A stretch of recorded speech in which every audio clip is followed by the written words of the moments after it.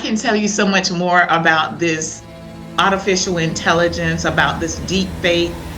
This person slept her way up the ladder and put it out at the job and tell people, okay, well, I got a video of you and I'm going to show it. I'll just do it for a little while. And then you get tied in. And then you get a guy who say, no, you're not going nowhere. I have plans for you to go to this, this, and this. Then you have a problem. Hey guys, my name is Nikki Renfroe. I'm a recently retired state trooper, and I decided to start a podcast, Safe Nation Podcast. We're covering safety, security, and law enforcement. But look, thank you so much for joining me today. You have a wealth of knowledge that I cannot wait to tap into. The information you have, I'm telling you, is going to be so important for parents, for young adults, about children and young adults and their safety. That's what we're going to be talking about today from a few different aspects from an expert. I consider you to be an expert. Investigator. Okay. Investigator Chandra Cleveland. Welcome to Safe Nation Podcast. Thank you so much for having me. I am thoroughly excited. Yeah, this is gonna be fun. This will be informative, but it's serious topics. We're gonna be really talking about some serious topics. Now, first, before we get into all of the things, tell me about you. I want to know about what your background is. You're an investigator. How did we even get that title? Who are you? Oh, wow. Well, it's a very short history. I've only had 2 jobs in my entire life, and that is modeling and being a police officer. I have I'm been a not surprised on the modeling. I'm not surprised. I had been a professional model since age 9. I was in California modeling and doing commercials and TV shows and movies. And then I had to come back to South Carolina to take care of my mother. It's 7 of us and I'm the baby. So since I was the one that wasn't home as much, I had the flexible schedule when she first went into a diabetic coma in order to come home and be with her.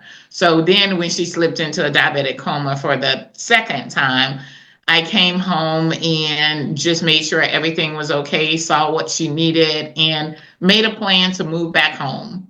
And that was when I was staying at the hotel, and a deputy sheriff was working at night, and the time difference of me staying in California and coming back here, I was up late and talking to him one night, and I said, well, it looks like I'm going to have to move back to South Carolina, and I need to find a job. And he said, well, the sheriff's department is hiring, and they were doing this and this, and then he said, wait, oh, you can never be a police officer. You're too prissy. Oh, okay, Mr. Man, bet. So, and the rest is history. Went and got the application, went in a time where Black women was not on the police force. And I got there, and the rest is history. I kick ass and took names. I got award after award.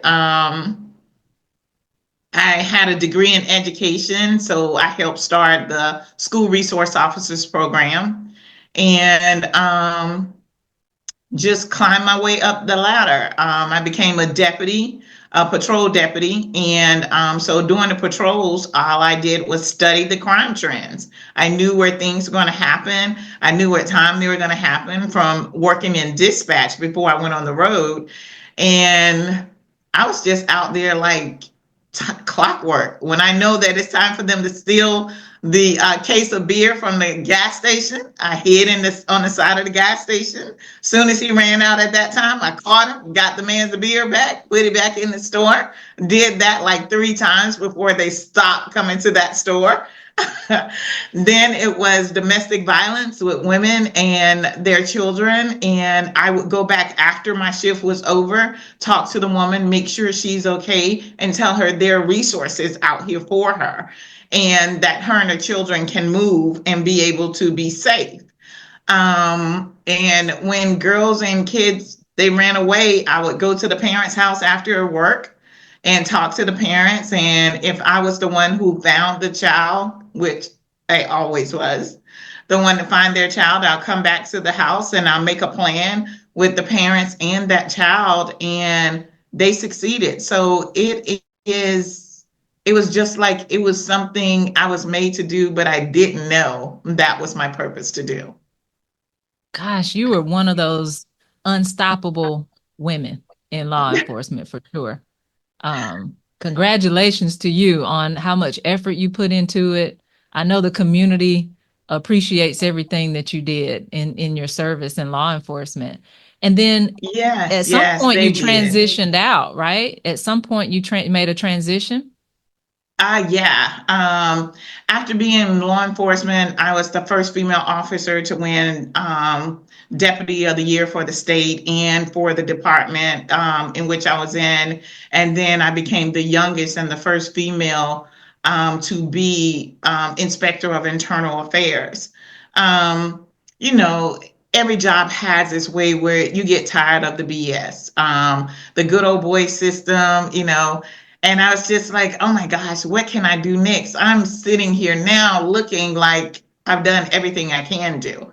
Um, so I decided to look into private investigations. I love what I did. I saw that it was making a difference when I went back to those women's houses who had domestic violence issues and transitioned them. We didn't have those call outs anymore. So everything was working great together. So I did that and went and looked at a few private investigation firms and decided, okay, I want to do private investigations and I want to be a bodyguard and do security. So I did all and got my first million the second year in business. The Black Caucus gave me the security contract for the presidential debate. At that point in time, it was Barack Obama and Hillary Clinton. And when I got there, there's news footage from MSNBC. They decided after my security team made everything safe, they were like, okay, why don't you be in charge and make sure that everybody is in place on the day of the debate? And I'm like, who? Me? They're like, your security team found every open access that we created. And I know that had to be because of you. And I'm like, it sure is. Nobody else. So you were just good at what you did, period. Yeah.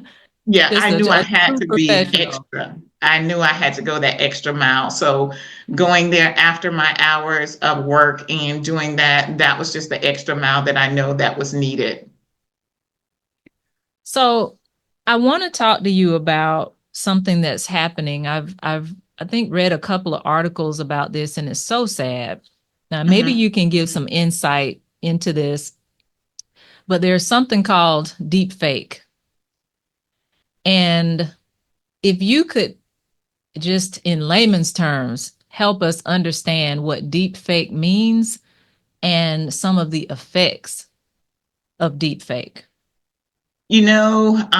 I think if you go on my LinkedIn page, maybe a month and a half ago, I put something out about a deep fake nude scene that was going around on a high school.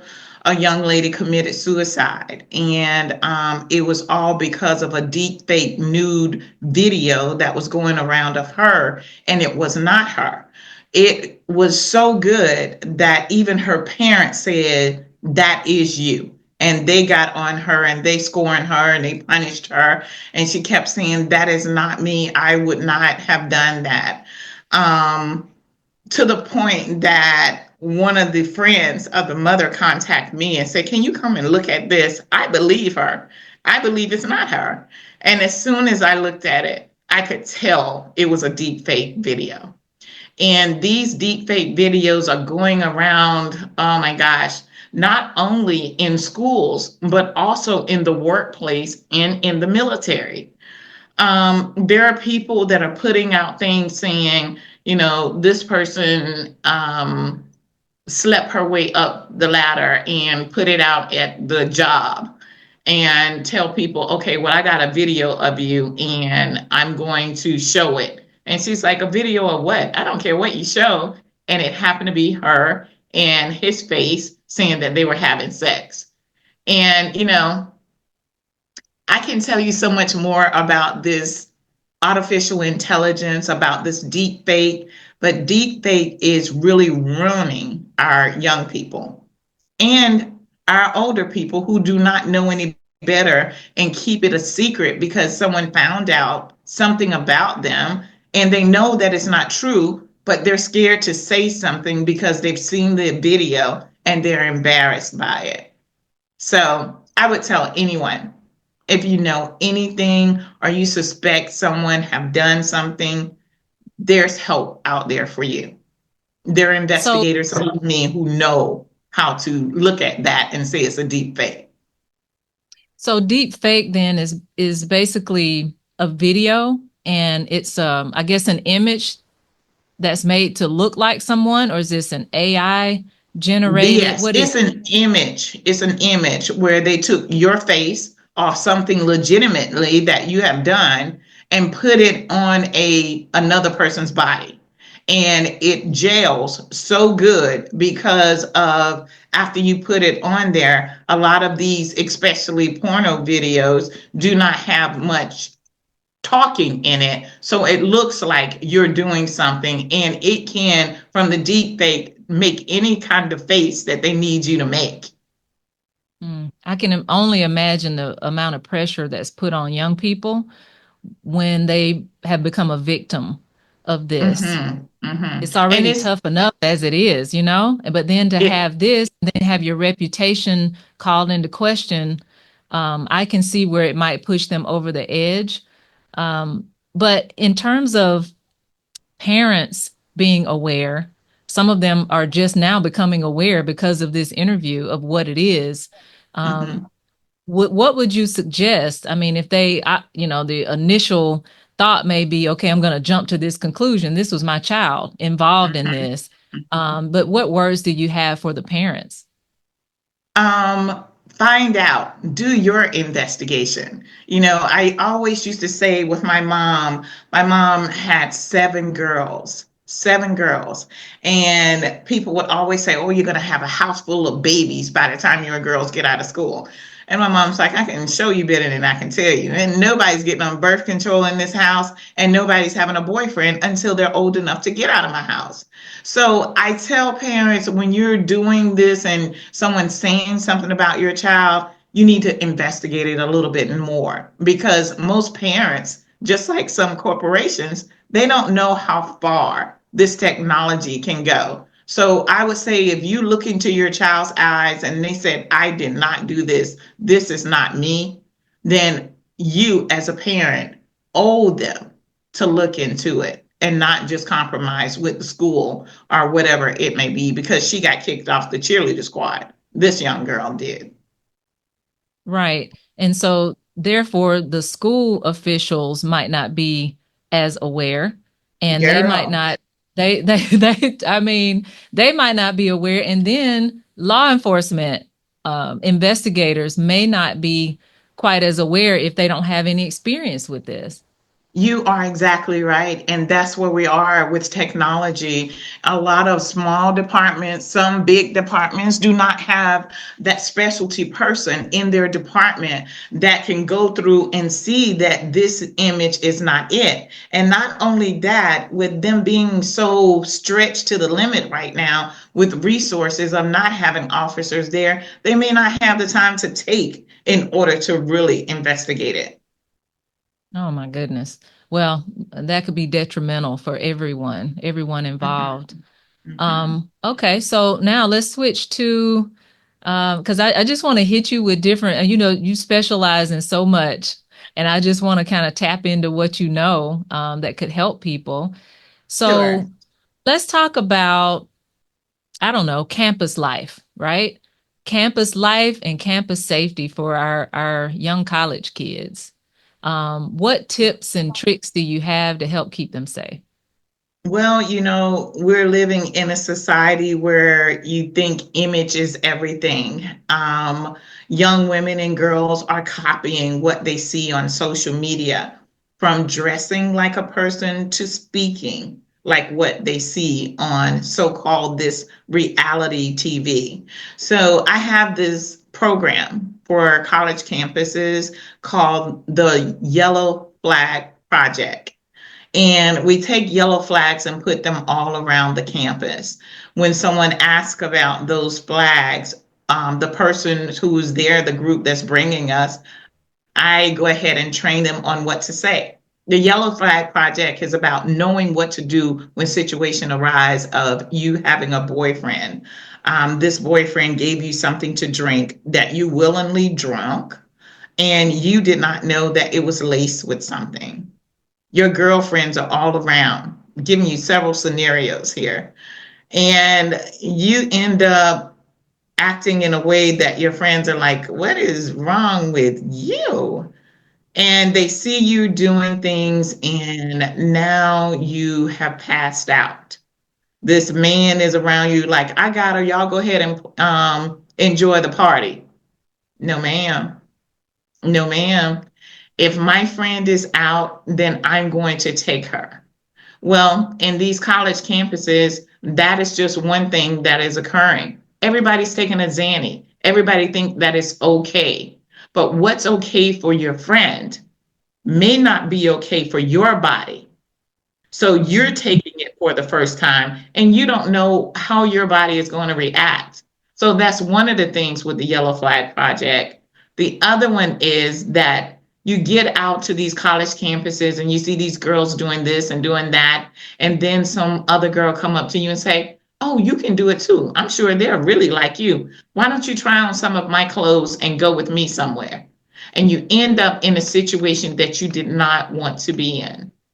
And so now you're afraid of something that occurred during that time that you're not going to tell anyone. So now you go into a deep depression and you're in school and you're not doing your best because you are afraid to tell what happened the other night because the in crowd on the college campus don't want you to say something. Right. Then we have straight up escort service. As you've seen and read the headlines before, there's some sororities, there's some escort services that were just invented on the college campus for college girls who need to eat or need to live or buy books on campus. So these escort services, I can tell you between me and my investigators on the dark web, almost every campus have an escort service. Wow. Is that a trick? Is that sort of a gateway into human trafficking, sex trafficking? Exactly. Exactly. Because a lot of these girls think they want to just try it for one semester because they need those $350 books and they wanted to make sure that they had some food to eat while they're there for that semester. So I'll just do it for a little while. And then you get tied in. And then you get a guy who said, no, you're not going nowhere. I have plans for you to go to this, and this. Then you have a problem.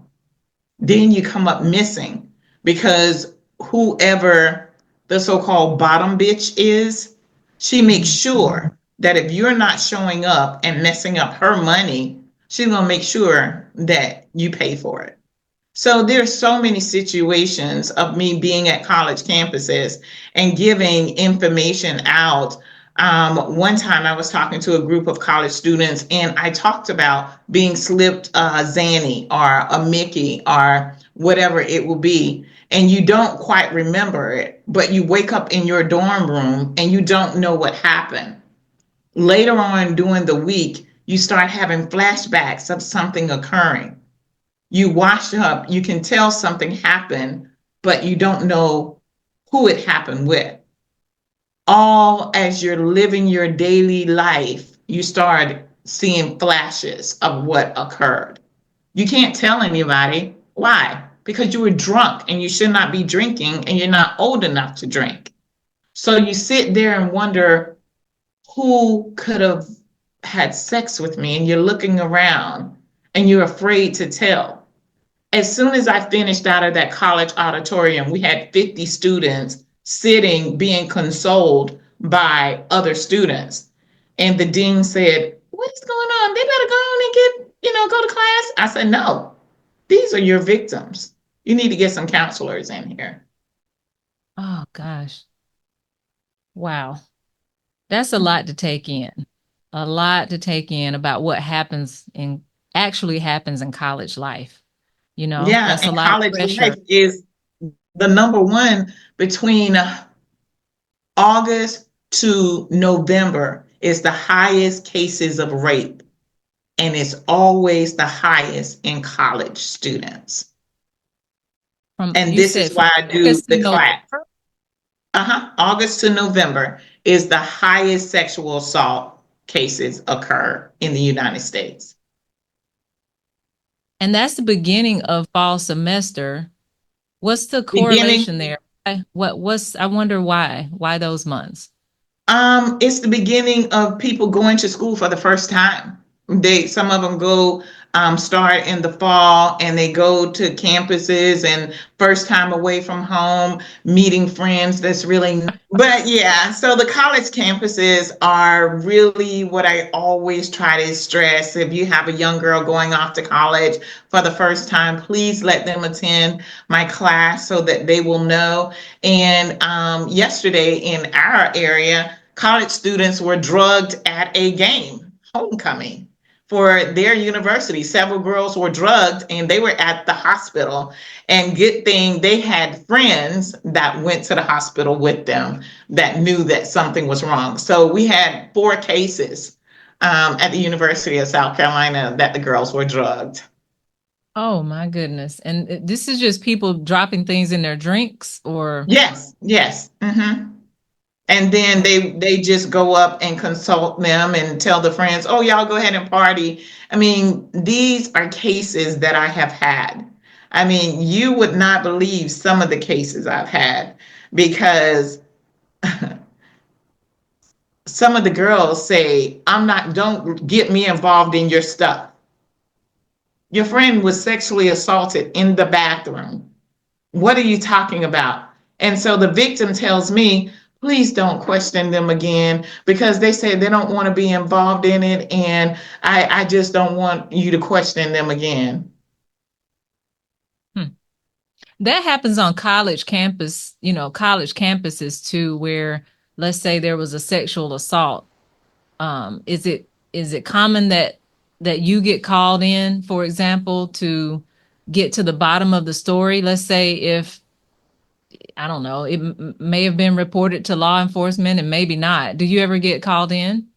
Girl, no, I do not. The only way that I've gotten called in with all the rape cases that I've assisted in colleges is because the parents called and said, "Law enforcement is not doing anything at the college." One thing a college does not want is cases of rape at their school. It tarnished their name instead of them talking about the victim or putting things in place where you will not have a victim by being proactive and letting people know you come to the wrong campus for that because here we're going to prosecute you. They did not take it seriously. I came up there and went to those colleges, and I think in 3 days I had the whole case solved. And I tell people I need to be there sooner than later because if you did something on Snapchat, I can go and get it within a certain time. Nothing is Mm. never deleted. um, Technology is my friend, and I have a lot of good friends that are good with technology. So I like going into people's phones and looking at the videos they have recorded or who they talked to that night. And yeah. So how do people get in touch with you, or what's the criteria for having you look into a case?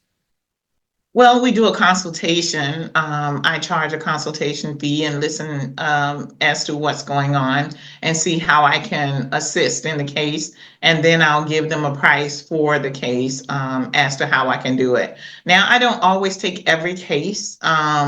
This is why I have the consultation because once they pay the consultation, it will go towards the case of whatever the fee may be. But I don't do ambulance chasing. Me being proactive, teaching my self defense classes that I do, teaching women and corporations of how to handle domestic violence that come into your business, because those are very deadly situations where if someone had a domestic violence situation at home and it followed them to school or to work.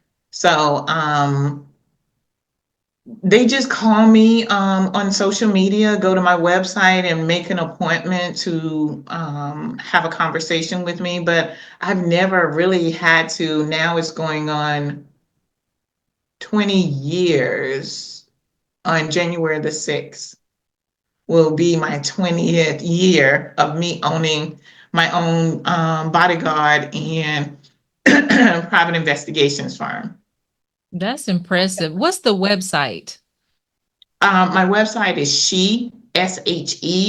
dash PIC group. And the PIC stands for Private Investigation and Consultants.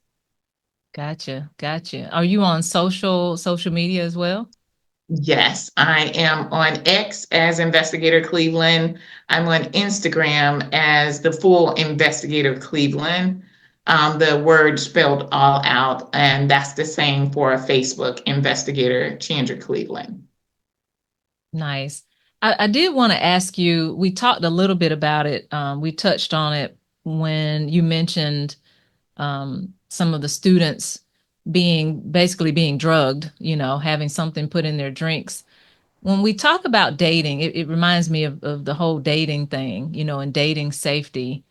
When we talk about that, besides having our drinks, protecting our drinks and that sort of thing, what are some other things we can do when we're dating, be it online dating, or when you finally get to the in-person part? Let's talk about dating. Oh my gosh. It is so important, especially for adult women and college students now that I see are using online dating sites. I have 4 clients right now who are online dating. It is so important that if you're online dating, that you let someone know that you're online dating. Everybody wants to keep things a secret because you don't know what people are going to say or whatever. You need to confide into someone because these online dating things can be just a setup to get you where needed. Perfect example. I have a woman who's in a high-end job.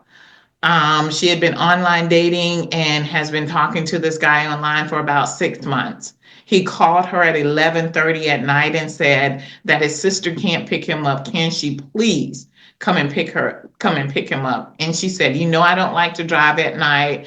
I don't want to come pick you up. I'll send you an Uber. He was like, please, I want you to come and drive me. I was thinking about you. We had dinner earlier that day. I just want you to come and pick me up. It's not going to take long. She came out to pick him up. As she was on her way, he called again and said, don't come exactly to the hospital. I'll meet you at the substation right outside so you don't have to turn into the hospital. She goes there, she picks him up. She said, something was just not feeling right. She just knew she shouldn't have done it, but she did it. He gets in the car. He was like, oh, my sister's house is around the corner. She can't come get me because something happened with her boyfriend. Can you just drop me there so I can pick up my house key right quick? And she was like, come on now. I told you I didn't want to be out. She was like, it's right there. So she turned the corner, not knowing where she is. She used her GPS to get there. He tells her, you can't stay out here while I go in. I need you to come in with me. This is a bad neighborhood. She's like, I'll be okay. I locked the door. She was like, come on, stop being scary. Just come on with me. I'm going to grab it right quick and I might just change my shoes right quick. So he goes in there. She says she gets to the door. It's a couch there. He pushed her over, slams the door, and sodomized her and cussed her out and called her all kinds of names, took her phone and deleted all of his information out of her phone. Um, Left her after he had sex with her, told her to get up, called her some names I won't repeat. And she was just trying to pull up her pants and was like, why did you do this to me? And she was thinking that he was a good guy. So when she got into her car and she was getting ready to drive away, he didn't come back out of that apartment. She just drove away. She's like, she was going to some dead ends, finally made it out. And she called me at 3:15, at 3:15 and said, I need help. And I could not imagine when she told me that. I was just like, where were you? Tell me, where were you? To give me she was like, he gave me directions to it as we drove away from there. I didn't put it in my GPS, but I know it had to be somewhere within here. She just was distraught. I told her that she had to go to the hospital. She didn't want to call law enforcement because of what her job is. And so we went to the hospital that night and looked him up on the app where she was dating him. He was gone. I had her remember everything that she can think of him so that I can find him. And of course, I found him. You did, and what happened? That's all I'm gonna say about that. Okay. Okay, everything. Oh my God. Okay, so we can't say what happened to that guy. But Yeah. okay. And then I But have the other four women that they go out with guys and they give me their name and I do a background check on them for them and find out everything that I can about them. They pay me on every round of a person that they need me to do a background check on in order for them to be safe. it's sad that we've gotten to that point, right? We got to pay someone to do a background check. Really? That Like, do is you think that's very. extreme? Well, I know you're in the business, but like, would you recommend that to everyone to do a background check on everybody you meet? Guess what? You don't have to pay me to do that, only if you need a really extensive one. But you can just sometimes just Google a person's name, but make sure they give you the right name. Because I have one young lady, she is the same one that I use all the time, and she gave me this guy's name, and I was like, I can't find him. Something is wrong. I can't find nothing on him except that little fake dating thing. And I took his picture and I put it in my technology and I said, scan where this face is. Gara, it came up that this guy had done scammed so many women. He had another girlfriend that was involved in it, and they had 6 warrants out for him. Oh And my she was God. just getting ready to tell him where she lived because they had been dating for a while. So that was worth it for sure. Yeah. Yes. Yes. That Yes. was that I was worth it. really want her to come on with me and tell how when I found out who he was and that she was just hours from giving him her address to come to her house. Yeah. Oh yeah. That's scary. Seriously. It's no Mm-hmm. joke, no joke in these dating streets. I'm telling you. It's I mean, not. no It really joke. is not. And the same thing for women. You know, it's this thing going on now where young women who are dating that now younger guys are into Pornhub.com. So they're reenacting what they see on Pornhub.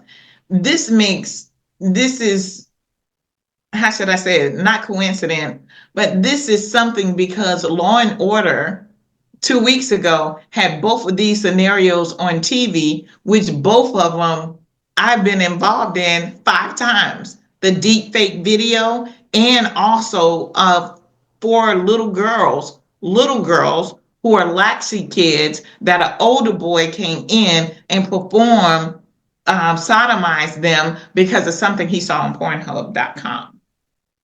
Oh my goodness. Oh my goodness. And that's a whole nother thing. Kids staying at home alone. That's I mean, this thing just keeps there's a trickle down effect to all of this. But kids staying at home alone, how do you keep them safe? You know, I tell parents we invest in everything else. You invest in $1,900 to buy them an iPhone. Why you can't invest in cameras in your home that you're able to see them, that they stay in the living room and the kitchen where you have the cameras that you can see the full time. You're only going to be not home for 2.5 hours. Invest in that and make it mandatory that that camera stays on. You have to think ahead. I'm always involved in being proactive. Be proactive in your life always. I mean, I am so set up in my home, like Fort Knox. I don't care where I am in my house. I'm going to grab a gun. I got one. I got one on every angle. I got a camera that will be triggered to come on if somebody comes in this way.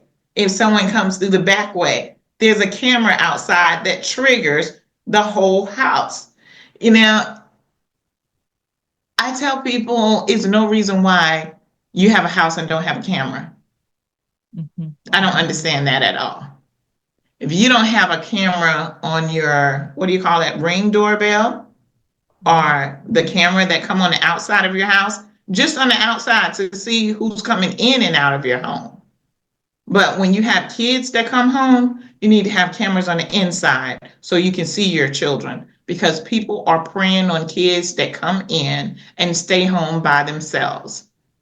So it's better to be safe than heartbroken. Right. And if you have technology, then like you're saying, put it to use. That's if you do have weapons, you need to know how to use them as well. Oh right? My God. Girl. That's a whole nother story. Please know how to use them. Don't get a gun and you're scared to use it. And so when you take it out, the person is able to take it from you and use it on you. Mm. We got to do better. Nobody is coming to save you. You have to save yourself. You have to save yourself. You're right. And if you don't have a gun, and it doesn't always take a gun, but you just knowing how to defend yourself and protect yourself. Would you recommend that people sign up for self-defense classes? I do a self-defense class called the Cat Fight Self-Defense. Cat Fight Self-Defense. Do I have one near me? No, it doesn't look like I do. Cat Fight Self-Defense is a claw that I have that I teach women how to defend themselves. Last month on my Facebook is now 187 women who've been able to defend themselves with the Cat Fight Self-Defense. I just did 2 classes last week and the week before. Now, one of my clients, Aja Wilson, I do bodyguard detail for her. So she's having her camp next week. So she wants me to teach the young girls how to protect themselves and talk about incidents that they may get in that may cause them some kind of harm. So I'm going to teach self-defense to those kids who will be at her camp. And I think her camp is 12 to 18. Mm-hmm. Good. So you have the whole age range covered, from young people all the way up, with a special emphasis on females, though. Mm-hmm. Is that your is that where kind of your heart lies, is with females and keeping them safe and protected? It does. That is my full purpose of starting my organization, is for the protection of women and girls. Because during my process and during my years in law enforcement, I saw where those were the ones that no one took the extra time to explain to them their rights and what can be done because of what was done to them. So that has been my specialty in helping Minnesota pass their first legislation of murdered and missing Black women and girls task force. That was major for me. So now I am trying to get that same task force started in our state of South Carolina, and there are like 5 or 6 other states that are trying to get Black and missing and murdered women and girls of color task force as well. So if I can just keep more of us alive, and for us to use our God-given self-defense technique that is built in us, called our intuition, we can save a lot more women. But we got to stop talking so much and sharing so much. People ask me, why aren't you doing the podcast and you're on there showing people how to protect themselves? Because guess who else is listening? Oh, I see. The person who wants to harm you. is looking. I mean, I get so upset sometimes with the news media because they tell everything we're doing in moving in war or bringing out something or trying to prevent something. You give everybody else a step by step of how it's going to be done. Who does that? Yeah. Well, look, you're doing some great work. Congratulations to you on everything you're doing and the number of years that you've been serving people, helping women and young people. I mean, you really are out here getting it done. And you found another way. You found life outside of law enforcement, and but while using those skills to still do this kind of work and to help serve and service the public. Are there any last words you'd like to share? Well, I would want people to know that I'm here as a helper to law enforcement. I saw that there was a need that someone would be out here to look for these missing women, to help guide these victimized women and girls. I'm not out here to compete with another police department. I am here as an extra set of eyes that can concentrate on one case that you have, and you can have all the credit. I'm not in this for credit. I'm in this for saving lives and giving people their self confidence back in order to handle what came to them in being victimized. So, just use me as a resource. I'm always out to share my resources with women and girls and in groups. I don't like being on the internet of so-called telling people exactly what to do. But if we're sitting down and in person, girl, I got you. That's good. I love it. Well, Investigator Chandra Cleveland, thank you so much Yes. for joining me on Safe Nation. Take Thank care. you so much for having me. I appreciate you so much. Right. Bye bye. Bye.